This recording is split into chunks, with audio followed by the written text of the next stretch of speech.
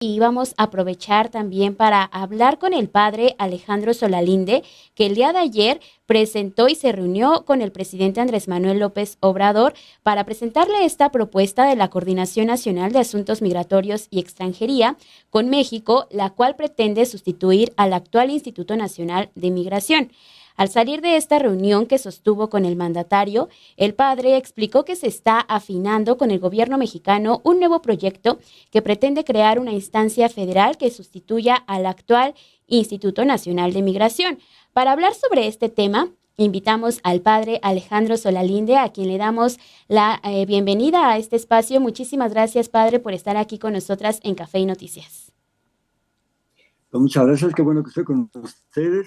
Y pues sí, es un tema álgido, actual, muy importante y sobre todo que va de acuerdo realmente con la trayectoria, el cambio del presidente. Ujú. Padre, buenos días. Preguntarle, desde hace muchísimos años, el Instituto Nacional de Migración, no solamente el de Ciudad Juárez, lo menciono por lo de la tragedia, sino cada uno de los centros del Instituto Nacional de Migración ha sido el enemigo de los migrantes, sabemos la mayoría provenientes de Centroamérica. ¿Cómo es que pues se mantuvo durante tantos años esta descomposición del instituto y se da este cambio hasta que pues tenemos esta tragedia de 40 migrantes muertos en Ciudad Juárez? No, yo lo explico de esta manera. En 2018, eh, las casas del migrante, más de 500 defensores de derechos humanos, mm, migrantólogos, directores de casas, la Iglesia Católica básicamente, ¿verdad? Y muchas personas más, la academia, veníamos haciendo inmigrantes, por supuesto, ¿eh? Esto es importantísimo. Migrantes de México, aquí y en Estados Unidos, veníamos haciendo, por sugerencia también del entonces candidato, pero también después presidente electo, Andrés Manuel López Obrador, veníamos haciendo mesas de transición para, para pasar a un cambio verdadero en la cuestión migratoria. Todo estaba bien.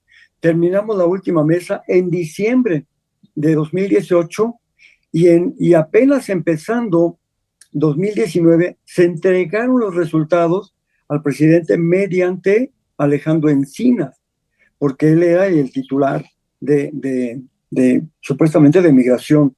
Pero apenas estábamos empezando y el presidente estaba anunciando una política de puertas abiertas cuando se viene la avalancha de caravanas financiadas por George Soros, caravanas financiadas principalmente varias organizaciones, pero sobre todo Pueblos Sin Fronteras. Cuando esto sucede, todavía no se reponía migración mexicana de esa afluencia masiva financiada. Estamos hablando de varias decenas de miles, ¿verdad? Cuando viene la otra amenaza de Donald Trump, la amenaza de los aranceles. Y entonces tenemos una pinza venida de Estados Unidos. Por un lado, George Soros, que financia en los éxodos, los traslados masivos de migrantes, y por otro lado, Donald Trump, que recrimina a México, que deja pasar a esos volúmenes tan grandes de flujo migratorio. Entonces, ante eso, el presidente, que apenas estaba empezando un proyecto de nación, todavía no está México en el TME, no estaba en ese momento en el TME, y entonces su moneda, la economía muy débil, empezando un proyecto, pues tuvo que optar por negociar. Y entonces Marcelo Ebrard, creo yo atinadamente, pero hay que decir antes de Marcelo Ebrard, el presidente opta prácticamente por sacar de su ámbito natural, orgánico, administrativo, al Instituto Nacional de Migración de Gobernación para mandarlo a Relaciones Exteriores. ¿Por qué? Porque era Marcelo Ebrard el que estaba haciendo estas negociaciones con Estados Unidos. ¿Qué se logró? Bueno, pues que México no fuera el tercer país más seguro. Eso era lo peor que pudo haberle pasado a México. Sin embargo, dentro de todo, Marcelo Ebrard optó muy inteligentemente y lo único que logró es que sí se convirtiera este ámbito en seguridad nacional y que entonces pues echaran a la Guardia Nacional para contener migrantes. Y desde entonces el Instituto Nacional de Migración quedó enmarcado totalmente en el aspecto de seguridad y en la política de contención. Pero pasaron los años, México entró al TEMEC, se fortaleció su economía, su presencia a nivel mundial, el liderazgo del presidente, y entonces ya estábamos en condiciones de hablar de esa transformación del Instituto Nacional de Migración. Y eso hubiera sido el 4 de octubre del año pasado, cuando él me invita a platicar con él. Pero cuando él me invita, yo estoy en Tijuana y estoy por pasar a California para tener varias reuniones con las organizaciones de migrantes allá. Y entonces con mucha pena le digo que me disculpe, pero que no puedo regresarme en ese momento porque yo ya tenía una agenda en Tijuana y en California. Entonces me dice, bueno, pues entonces pondremos nueva agenda, lo pondremos. Pero se vinieron las cosas y la agenda de él se complicó, la mía no tanto, pero un poco sí, y por la llegada de tantos migrantes a Hermanos en el Camino. Y entonces, pues esa fecha fue el 15 de marzo de este año. Y empezamos a hablar de todo eso, dijimos, ya es el momento oportuno, él estuvo de acuerdo, pero cuando estábamos hablando en esto, se viene lo de la tragedia de Ciudad Juárez, y entonces se precipitó todo, dijo, con mayor razón, se tiene que acelerar este cambio. Migración ya cumplió su ciclo, el comisionado cumplió su ciclo, y ahora tiene que haber un cambio ya. ¿Cuál es tu propuesta? Y retomamos lo que habíamos dado como resultado en 2018 con las 12 mesas de transición de la política migratoria. Y en eso estamos por retomar esto en un contexto nuevo de una recomposición geopolítica y también de un cambio interior de México. ¿Cómo va esta coordinación, este nuevo proyecto para la Coordinación Nacional de Asuntos Migratorios y Extranjería, padre? Porque vemos que también se está buscando que se cree un grupo más humanitario, un grupo multidisciplinario que no solamente incluya a la Secretaría de Relaciones Exteriores ni a la Secretaría de Gobernación, sino también tener a la Secretaría del Trabajo, a la Secretaría de Salud. Entonces, cuéntenos un poco más sobre esta visión más humana para tratar el fenómeno migratorio, padre. Bueno, como ustedes saben, la migración es una realidad, les llaman algunos fenómenos, transversal, que lo toca todo. Y entonces, al dejarlo de considerar solamente como una instancia de seguridad, automáticamente se abre a la transversalidad de la migración. Y esto significa que se necesita tener una convergencia, una coincidencia de instituciones que tienen que ver con la migración, o al revés, la migración que tiene que ver con las instituciones. Y entonces se piensa, desde luego, en gobernación, en relaciones exteriores, pero se piensa también en la Comisión Nacional de Derechos Humanos, en CONAPRED, se piensa en varias secretarías de Estado, como es salud, educación pública, en trabajo, bienestar, en las iglesias, en las casas del migrante. Se piensa también en la Comar, en la academia, en los medios, por supuesto, los medios de comunicación, porque los medios han jugado un papel muy importante en el nivel humanitario, no político, humanitario. Y también los legisladores de todos los partidos. Esa es voy a decirlo de esta manera, el presidente ha dicho que no se puede poner vino nuevo en botellas viejas, no se puede. Entonces, no se puede tener un cambio de derechos humanos y una perspectiva y una reestructuración de la política migratoria mexicana en el nivel nada más de seguridad. No, a estas instancias de seguridad se les dejará lo que les toca, pero el instituto tendrá que ver más o menos la reorientación y reestructuración de todo desde la perspectiva de derechos humanos, del principio por persona, de bien superior de niños, niñas y adolescentes, la reunificación familiar. Y entonces en ese nivel humano, humanitario, es donde nos encontramos todos, más allá de cualquier preferencia partidista, política, de filias o fobias, de credos, ¿verdad? Ahí nos encontramos como todos, como seres humanos. Entonces vamos a hacer una propuesta para empezar a adaptar todo. Fíjense, le voy a decir una clave, un principio, para que ustedes se imaginen a dónde vamos. Tenemos bien claro, ¿eh?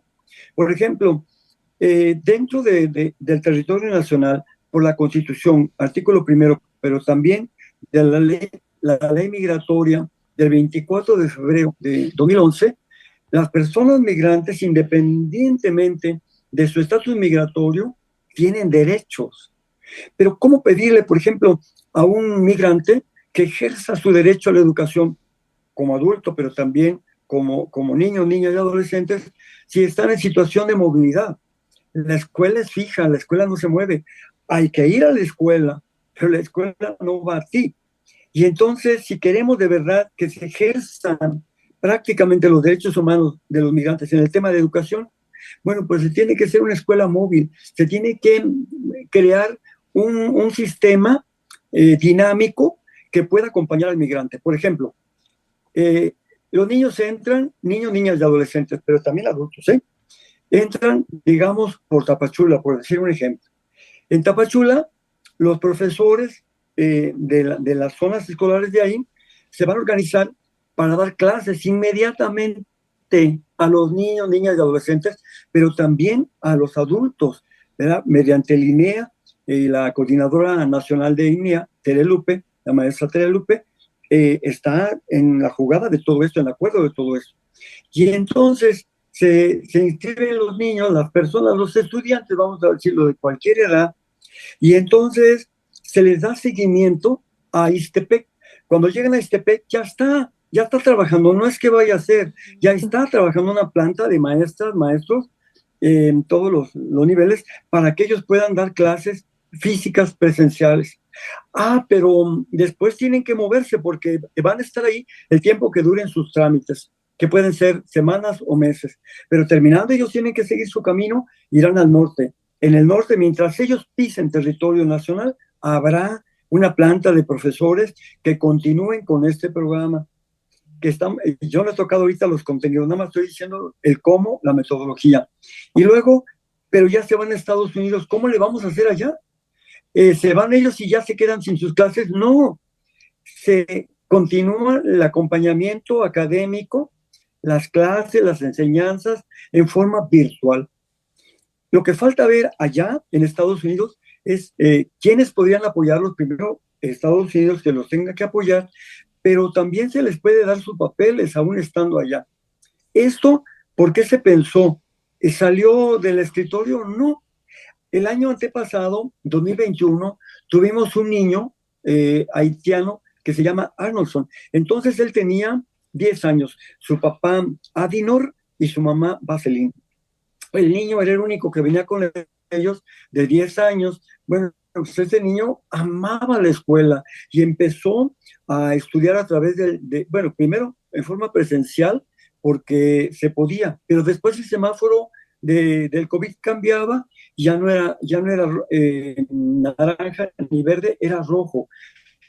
Y entonces ya no podía salir. Entonces el profesor le seguía dando las clases, una profesora primero, un profesor después, y así continuó todo el tiempo mientras estuvo. Luego cruzó a Estados Unidos. Yo no sabía. La sorpresa para mí fue que cuando yo les hablé para ver cómo estaban, el niño seguía estudiando y el profesor le seguía dando sus clases. Los papás estaban buscando trabajo, sí o no, lo encontraron, pero el niño nunca faltó a sus clases. En realidad, era la escuela en su mochila. Y así le llamamos al programa que estamos implementando con profesores en este tipo. Y así entonces, miren, les voy a dar el principio.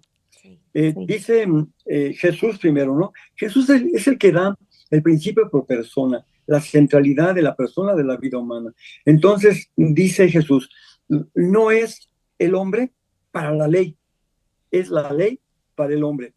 Y luego, tratándose del tiempo y el lugar más sagrado, que es el sábado y la sinagoga, él dice, no es el hombre para el sábado, es el sábado, que es una institución sagrada intocable para los judíos, para el hombre. Y es el principio que tenemos que aplicar para traducir todo esto. Entonces, esto que les dije nada más de educación, lo tiene que hacer la Secretaría de Salud. Desde que entran, monitorear cómo vienen, darle seguimiento, tratamiento, atención a lo que ellos necesitan durante toda su estancia en México. Y así en todo. ¿Qué piensan de esto? No, pues es por primera vez estar hablando de este tratamiento humanitario de la migración que México tenía pendiente como el país de paso, el país que tiene esta frontera, la más importante con Estados Unidos, y todavía hasta suena un tanto utópico, por así decirlo, padre. Entonces, por eso me gustaría ver qué detalles usted nos puede adelantar. Ya entonces esto plantea la desaparición total del Instituto Nacional de Migración, es decir, las estaciones migratorias que al menos desde 2005 se han señalado que son cárceles, que hay lugares dentro de estas estaciones migratorias que parecen calabozos. Se eliminan las estaciones migratorias, se va el comisionado del Instituto Nacional de Migración. ¿Quién ocupa su lugar? Cuéntenos de estos detalles, padre, por favor. No, a ver, él se va y nadie va a ocupar su lugar. Nadie, porque ya no habrá lugar. Ya es la eliminación total del instituto y también de todas las áreas que tenga el instituto, incluidas las estaciones migratorias. Por supuesto. Entonces, nada más depende. Miren, el próximo miércoles o jueves, yo vendré otra vez aquí a México para que el presidente nos diga exactamente cómo se va a hacer. Ya sabe, él se llevó ya esta propuesta, se la llevó él ya, ¿sí? Sí, y la va a estudiar. Dice, en mi hamaca, en lo que yo puedo descansar con mi familia, la voy a seguir viendo porque me interesa mucho. Mientras nosotros, el equipo que estamos trabajando en esto, continuamos y le vamos a llevar los avances el próximo miércoles que nos reunamos, miércoles o jueves, y le vamos a decir, esto hemos avanzado. Y él va a seguir la jugada y nosotros vamos a seguirnos reuniendo todo el tiempo hasta que esto se haga. Entonces, no es a nosotros, obviamente, compañeritas, no es a nosotros a lo que nos toca decir y anunciar y presentar, es a él. Lo que sí les puedo decir que ya el equipo, por lo menos el Consejo Central de esta coordinación nacional, tendrá que estar ya configurado en propuesta para esos días. Lo que sí les puedo decir es que son personas que la mayor parte de ellas han sido muy cuidadosas. El mismo secretario ejecutivo que insistió mucho, el presidente, él exigió mucho un perfil muy especial de él y se llevó dos sorpresas. La primera, porque esta persona ya se la había yo presentado en 2018 en un encuentro que tuvimos en la Ciudad de México, y él me había pedido 50 perfiles. Yo no alcancé a juntar 50, pero le presenté 26 perfiles, y dentro de esos 26 es una persona muy querida por la Iglesia Católica, aunque no es sacerdote, obviamente que no, pero también es muy querido por las casas del migrante, es muy querido por todo el mundo, porque ha sido crítico, es una persona muy preparada, es un migrantólogo, ¿verdad? Que no tiene cola que le pisen, su vida es muy sencilla, es muy amable, es carismático, va a quedar creo que bien con todo el mundo y va a poder tejer esta instancia de derechos humanos a través de todos. ¿Y saben por qué se va a hacer? No me lo han preguntado, y ustedes están más interesadas en las personas, en los cómo, en los tiempos, pero voy a decir algo muy importante. Miren, cuando yo digo que de verdad los medios y ustedes desde ahora, por supuesto, más siendo mujeres, están invitadas, me refiero a que va a ser una obra increíble de participación. A ver, díganme, ¿quién no va a querer participar en una obra humana donde se toca el fondo, una obra humanitaria, donde estamos más allá de partidos, de confesiones religiosas, estamos más allá de intereses económicos? ¿Quién no va a participar? ¿Ustedes creen que no lleva cada uno en su corazón obras buenas y propósitos buenos? La gente tiene ganas de participar. Y voy a poner un ejemplo. A ver, en esto de mi escuela en la mochila, la escuela en mi mochila, se van a necesitar padrinos, fíjense, padrinos y madrinas de mochila, pero con celular. Que el niño de verdad tenga su mochila con su celular. Sí, cualquiera puede dar, yo digo que cualquiera, de verdad, puede dar un celular y una mochila, pero ese no se trata nada más de dar, se trata de acompañar a su ahijado, de acompañar a ese alumno de la edad que sea, para que se aliente él, lo alienten y lo motiven para que siga estudiando. Y allá, el padrino, la madrina, lo pueden seguir acompañando. Esto parece muy utópico, pero no es cierto. La gente es muy generosa y les aseguro que aún gente, óiganlo bien, de que recibe la pensión, quiere ayudar. ¿Con qué creen que me salió una señora pensionada? Yo tengo la pensión 70 y más, pero una señora igual de mi edad, yo creo, bien linda, ay, preciosa la señora, me dicen, oiga, padre Solalinde, yo lo quiero ayudar, pero a usted, no, a los migrantes como quiera siempre, ¿verdad? Pero quiero ayudarle a usted. Y esta señora bien linda me dice, y le digo yo, ¿y de dónde me va a ayudar? No, soy rica, yo tengo mi pensión, pero de mi pensión de 70 más yo lo quiero ayudar. Le dije, amor, pero si me va a dar de una pensión para darme otra pensionado. Padre, ya por último, para ir encaminándonos hacia el final de esta entrevista, ¿nos podría adelantar quién es esta persona que va a presidir con México? Pues que no me corresponde a mí, le corresponde al presidente. Yo no quiero adelantarme a nada. Créanmelo, yo estoy dando la cara, pero yo no soy vocero. Habrá en su momento alguien que sea vocero, pero yo nada más de aquí a dentro de 8 días, yo les puedo decir que se aguanten tantito, después podrán tener hasta entrevistas directamente con él. Ok, pues nos quedamos entonces con ese compromiso. Así es, pues aquí estaremos anunciando y esperemos que lo tengamos de nueva cuenta, padre Alejandro Solalinde, para seguir ahondando en este tema, que hay muchas dudas, hay muchas preguntas también, pero esperemos también el anuncio que vaya a dar el presidente Andrés Manuel López Obrador y esta reacción a este nuevo proyecto que tanta falta hace.